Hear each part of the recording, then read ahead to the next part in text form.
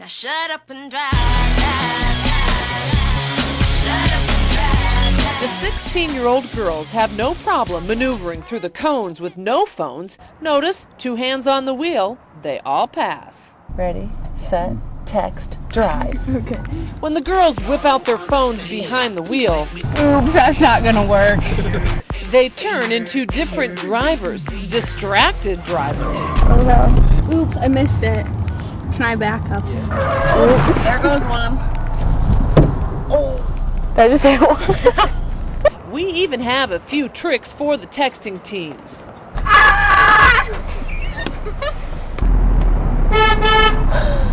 None of them keep their eyes on the road, but they think they do. I can text without looking, so then I put my hand up and then just put it down and watch the road. Think twice about that, Meredith. They see me rolling. We count 1, 2, 3, 4. She looks at her messages 4 times in 9 seconds. What's the key to texting and driving? Just memorization of the keyboard. Sarah texts almost every time she gets behind the wheel. We count her head bobs too. In 10 seconds, take a look. 3, 4, 5, 6. 6 times in 10 seconds, her eyes go to the phone and away from the road. Something else we notice about texting teens in the driver's seat? With one hand on the phone, that leaves one for the wheel. You're driving with your thumb. I know. It's the teens texting test. Here's the lowdown on Lindsay. I don't usually swerve like this when I'm driving. She's so flustered from the texting test, she leaves the car running. Wow. Just call Meredith the Missed It motorist. Oops, I missed it. I'm taking my life into my own hands with this Sarah Johnson driver. And slip up Sarah, who didn't even know she sailed on by the cones. She hit one down there. Look out, here comes Lauren.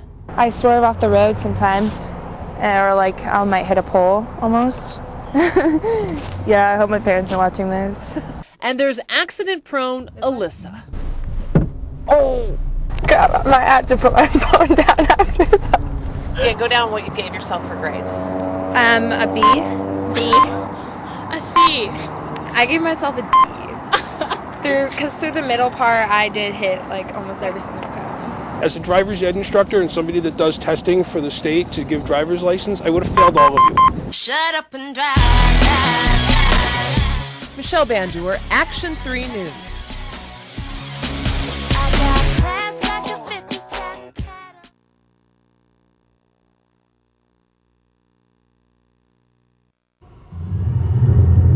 Deep in the bowels of Omaha's South High School, an apparition is said to be trapped in purgatory. You hear the moaning and groaning, and you swear it's right next to your ear. Retired drama teacher Jim Eisenhart knows the story too well. A group of students and I were rehearsing here on stage when we began to hear eerie moaning. The ghost of Gus, people say, wanders the South High Theater, creating benevolent mischief. On the internet, his haunting is nationally known. Gus's story starts in 1959, deep below the stage floor in a basement area called the Catacombs. Catacombs were originally designed to be used as a nuclear fallout shelter back in the late 50s and early 60s. This area was also filled with barrels of survival biscuits. Barrels that weigh hundreds of pounds with anything needed to survive a Cold War nuclear attack. Gus was a custodian here, and he went downstairs to change some lights in the catacomb, and one of the barrels of survival biscuits fell on top of him, crushing him to death. The accident happened in the only catacomb with a dirt floor, the Rat Room. This is the Rat Room, the scene of Gus's death. Looks kind of eerie, just kind of like a crawl space. Yes, it is. It's we don't know what's buried down here in the earth. Since its construction, no one dares build a floor. You feel chills as you approach the Rat Room. When students sneak off, the unexplainable can happen. His mischief will even creep on stage. Anytime there's a glitch with the lights, or there's a pop in the sound system, or someone forgets a line, they blame it on Gus. While no one can say what Gus looks like, encounters continue to be reported, testing people's nerves and courage as they wander the catacombs of South High with Gus.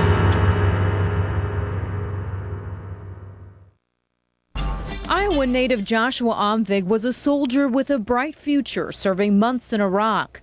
But the battle never ended when he came home. The 22-year-old took his own life.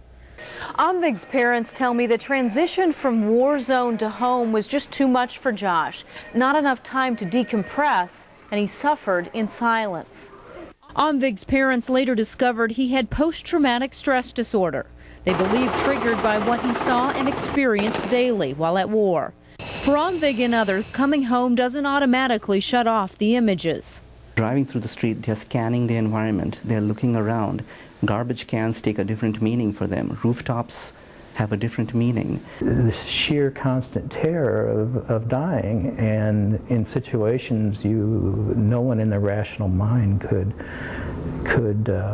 begin to explain. Retired Colonel Richard Harper understands the personal fight Omvig and other veterans go through. He himself is suffering from post-traumatic stress disorder. A decorated career military man, it wasn't easy asking for help.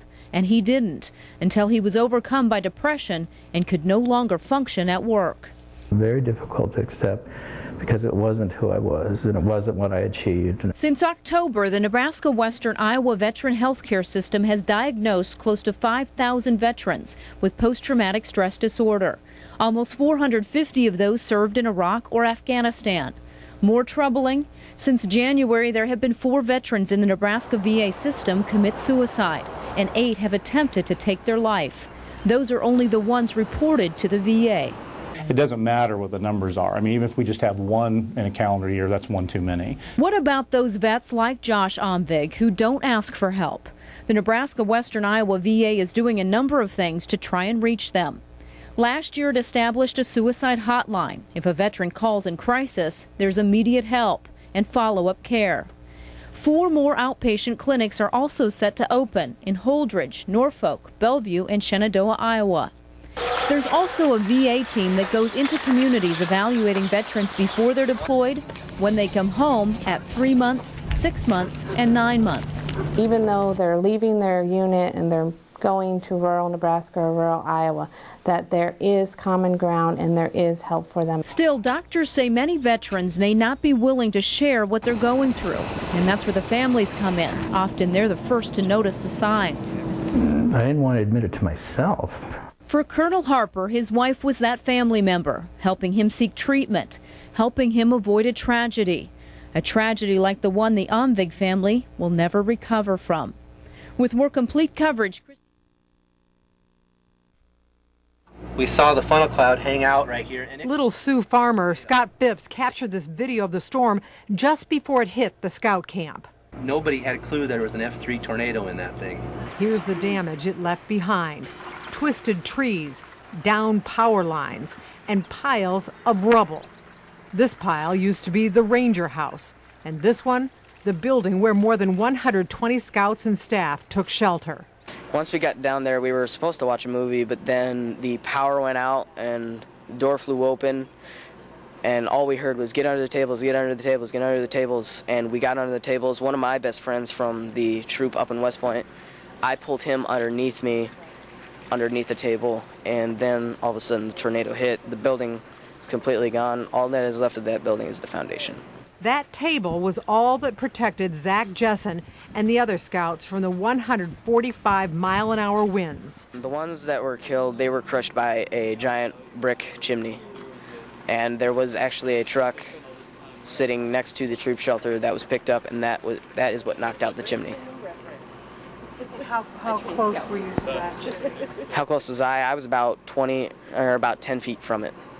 Did you see it go? I did not see it go. I was covering it. I had my eyes closed. I was praying to make sure that God got me through and got everybody through. But 4 boys did not make it through. By the looks of the storm and the ruins, Scott Phipps says it's amazing so many survived. Near Little Sioux, Iowa, with more